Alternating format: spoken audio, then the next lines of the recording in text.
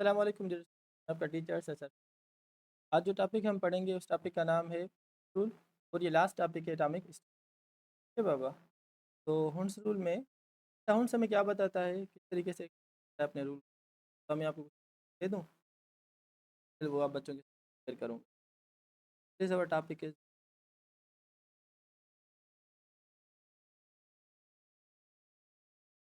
हुंस rule में ये है कि अगर हम कुछ एलिमेंट सपोज यहाँ कार्बन कार्बन का एटॉमिक नंबर 6, हम इसकी करें इलेक्ट्रॉन जाएगी 1s2 4 और 2। अच्छा, ये जो इसके आर्बिटल आर्बिटल इसका पी के 3 आर्बिटल बाय X P Y P Z. अब देखो इसके पास दो हैं, एक इलेक्ट्रॉन, इसके पास भी क्या है, देखो ये 1s के पास भी 2 इलेक्ट्रॉन। ठीक है बाबा, अब पी सब शेल के पास 2 इलेक्ट्रॉन है यहाँ। इन दोनों इलेक्ट्रॉन्स को हम किस तरीके से ऐड करेंगे उसका तरीका है। एक तो मेथड नंबर 1 ये हो सकता है कि पहले में आप दोनों दे दो, इन दोनों को खाली छोड़ दो, एक ये हो सकता है। या ऐसे हो सकता है कि आप इसमें भी एक ऐड करो, इसमें भी एक ऐड करो। ये 2 मेथड्स हो सकते हैं। This is method number 1, this is method number 2। तो हुंस ने ये कहा था कि हम पेयरिंग ऑफ इलेक्ट्रॉन्स किसी भी आर्बिटल के अंदर तब करेंगे जब सारे उसके डी जनरेटेड आर्बिटल्स, एक जैसे आर्बिटल्स हैं, वो सिंगली फिल हो, माना एक एक इलेक्ट्रॉन सबके पास होना चाहिए ज़रूर। पेयरिंग हम सबसे पहले स्टार्ट नहीं करेंगे, पेयरिंग हम तब करेंगे जब सारे इलेक्ट्रॉन्स क्या हो मेरे बच्चों, सिंगली फिल्ड हो या सिंगल इलेक्ट्रॉन ऑक्यूपाइड हो हर आर्बिटल में, उसके बाद हम पेयरिंग करेंगे, माना एक एक सबको देना है। तो इसके पास है ही 2 इलेक्ट्रॉन्स, एक इसको दे दिया, एक इसको दे दिया। अगर एक एक्स्ट्रा होता तो वो लाजमन ऐसे दे देता। तो this is the correct one, this is the wrong one. तो शुरू से हम पेयरिंग नहीं करेंगे जैसे मैंने यहाँ पे की। तो हम पेयरिंग स्टार्ट नहीं करेंगे जब तक सारे आर्बिटल्स सिंगली ऑक्यूपाइड ना हो, सबके पास एक इलेक्ट्रॉन ना हो। तो ये किसका टॉपिक है मेरे बच्चों, हॉर्न्स रूल का। क्लियर। अच्छा, इसके अलावा 2-3 और भी एग्जांपल करा लेता हूँ मैं आपको। सपोज अगर मैं कहूँ कार्बन के बाद अगर दूसरे एलिमेंट्स यहाँ पे हम ले लें, जैसे नाइट्रोजन और ऑक्सीजन। ठीक है बाबा, तो कार्बन के बाद कौन सा एलिमेंट है, से फॉर एग्जांपल नाइट्रोजन, और दूसरा है ऑक्सीजन। अब नाइट्रोजन का एटॉमिक नंबर है 7, तो इसकी इलेक्ट्रॉनिक कॉन्फ़िगरेशन हो जाएगी 1s2 2s2 और 2p3। क्लियर।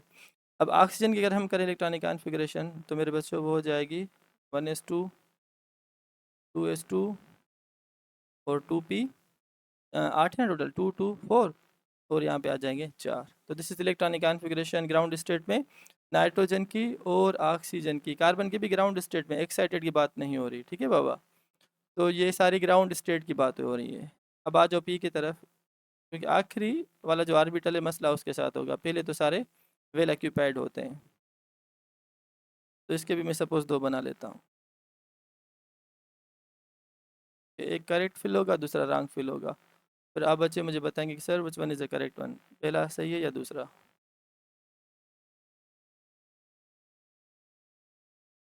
ये आर्बिटल्स ड्रा कर रहा हूँ, कभी सर्किल कभी स्क्वायर शेप में। तो फिलहाल मैंने इनको आर्बिटल्स को यहाँ पे स्क्वायर शेप में रखा हुआ है।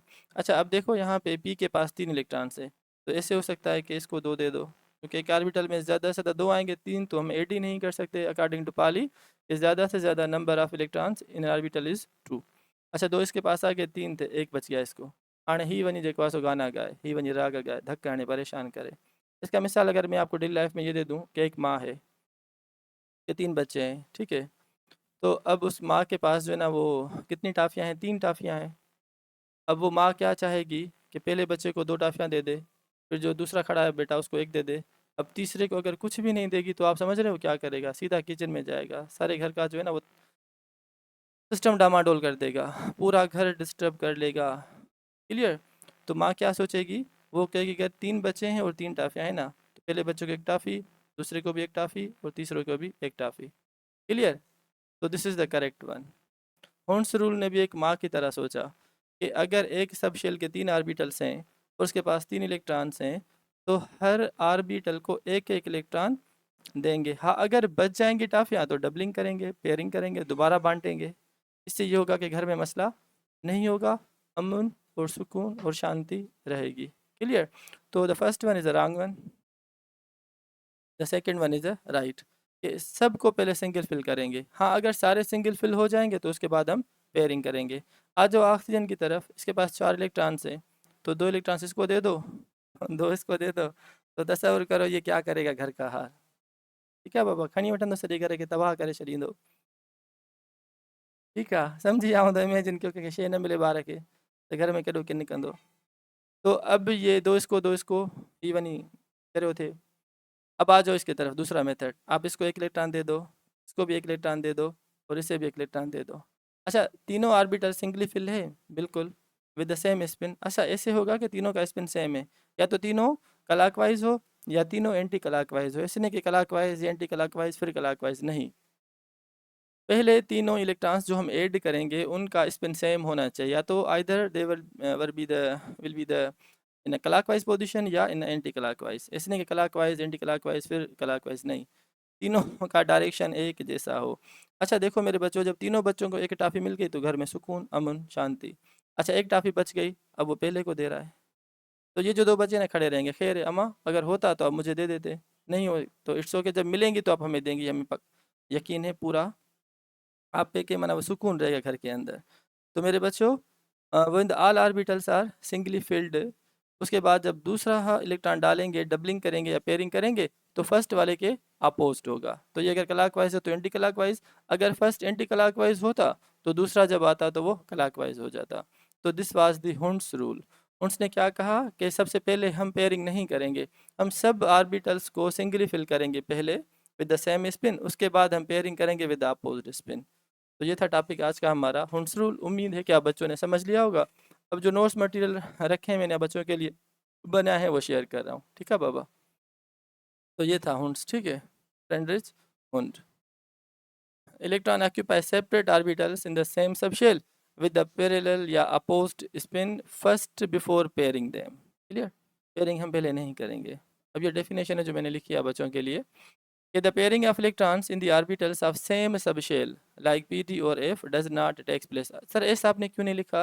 बच्चे एस के पास तो सिर्फ एक ही ऑर्बिटल है ना, जितने भी होंगे इलेक्ट्रॉन्स उसी के अंदर रखने हैं। मसला आगे पी डी और एफ के साथ होता है क्योंकि उसके बच्चे ज़्यादा हैं। एस के पास एक ही बच्चा है, जो कुछ होगा वो उसी दे देगा।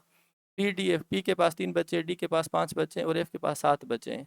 तो जितने बच्चे ज़्यादा होंगे तो वहाँ पे मसला उतना ज़्यादा ही होगा। तो pairing of electrons in the orbitals of the same subshell like PDF does not take place until each orbital got 1 electron। एक सबके पास होना चाहिए, एक टाफी सबको मिलेगी तो सुकून होगा। or each orbital is singly occupied। when all orbitals of the same subshell are singly occupied with electron then pairing of electrons start anti parallel. जो मैंने आपको कहा, अगर सारे ऑर्बिटल्स सिंगली फिल हैं तो उसके बाद हम पेयरिंग करेंगे विद अपोज्ड स्पिन। अगर क्लॉकवाइज है तो एंटी आएगा, अगर एंटी रखा हुआ है तो हम जो दूसरा ऐड करेंगे वो क्लॉकवाइज होगा। तो according to this rule with in an orbital place 1 electron per orbital before pairing them. यहाँ पे ओके है, बिल्कुल करेक्ट है, क्योंकि हमने दोनों ऑर्बिटल को एक एक दे दिया। अब यहाँ पे हमने क्या कर दी, डायरेक्ट पेयरिंग कर दी और 2 ऑर्बिटल्स को अकेला छोड़ दिया। क्लियर बाबा? तो ये था हमारा हुंड्स रूल। कुछ और भी स्लाइड्स हैं वो आप बच्चों के साथ शेयर कर रहा हूँ, ये वाली। तो इसमें तो कोई मसला नहीं, पी में। अच्छा देखो यहाँ पे ये नाइट्रोजन का केस सॉरी, ये नाइट्रोजन का केस है मेरे बच्चों। तो देखो यहाँ पे 2p3 है, तो हमने सिंगल फिल किए, फिर डबलिंग करी, फिर पेयरिंग करी। तो सबसे पहले हम पेयरिंग नहीं करेंगे, सबसे पहले हम क्या करेंगे, देखो नाइट्रोजन के केस में हमने सिंगल फिल किया विद द सेम स्पिन, सबका स्पिन ऊपर, सबका स्पिन ऊपर, सबका स्पिन ऊपर in case of nitrogen. Pairing हम सबसे पहले नहीं करेंगे, जब सारे ऑर्बिटल्स ऑक्यूपाई हो जाएंगे विद द सिंगल इलेक्ट्रॉन फिर उसके बाद हम क्या करेंगे मेरे बच्चों, पेयरिंग करेंगे। ये भी वही सेम मेथड है कि अगर आप दूसरे इलेक्ट्रॉन्स डाल रहे हैं क्लॉकवाइज तो दोनों क्लॉकवाइज होंगे, अगर दोनों ऐड कर रहे हैं एंटी क्लॉकवाइज तो दोनों एंटी क्लॉकवाइज होंगे। जैसे मैंने कहा, या तो भले क्लॉकवाइज हो तो भी सही है, अगर एंटी क्लॉकवाइज कर रहे हैं तो भी सही है। ऐसे ना हो कि एक क्लॉकवाइज हो दूसरा एंटी क्लॉकवाइज हो, वो गलत है। जैसे एक क्लॉकवाइज दूसरी एंटी क्लॉकवाइज, ये भी गलत है, अगेंस्ट द लॉ है। अच्छा, अगर दोनों एक में आ जाएँ तो भी गलत है, क्योंकि ये एम्प्टी है। सबको सिंगली फिल करेंगे, पेयरिंग हम बाद में स्टार्ट करेंगे। तो मेरे बच्चों, ये था आज का हमारा टॉपिक, जिसे हम कहते हैं Hund's rule. By the same में एक यहाँ पे एक और भी स्लाइड है, ठीक है। यहाँ पे क्या है, देखो खाली बच गया, हमने पेयरिंग स्टार्ट कर दी, तो ये अच्छी बात है नहीं, सबको एक टॉफी देनी है हमें, उसके बाद हम डबलिंग करेंगे। अच्छा, एक क्लॉकवाइज, फिर एंटी क्लॉकवाइज, फिर क्लॉकवाइज, ये भी गलत है। तो सारे क्या होने चाहिए, क्लॉकवाइज इस तरह, या सारे क्या होने चाहिए, एंटी क्लॉकवाइज। तो मेरे बच्चों, अगर आपको बात समझ में आ रही है तो लाइक करें, सब्सक्राइब करें यूट्यूब चैनल से सरफराज विजन। तो अल्हम्दुलिल्लाह हमने एटॉमिक स्ट्रक्चर का चैप्टर नंबर 2 कंप्लीट कर दिया, जो हमारे एमडीकेट के सिलेबस से रिलेटेड था।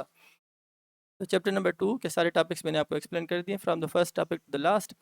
अब इस चैप्टर नंबर 2 एटॉमिक स्ट्रक्चर के अंदाजन 40 to 50 एमसीक्यूज़ आप बच्चों के लिए मैंने बनाए हैं। फिर उनको मैं विद दिस यूट्यूब चैनल एक वीडियो बनाऊंगा, वहाँ पे रीड करूँगा, एक्सप्लेन करूँगा, जहाँ जहाँ पे जो एक्सप्लेनेशन की ज़रूरत होगी, सोल्यूशन होगा, मैं आप बच्चों की हेल्प करूँगा। तो इंशाल्लाह इसके बाद जो कमिंग लेक्चर होगा वो लास्ट होगा एटॉमिक स्ट्रक्चर का, उसमें हम करेंगे इंशाल्लाह MCQs of full chapter number 2 atomic structure.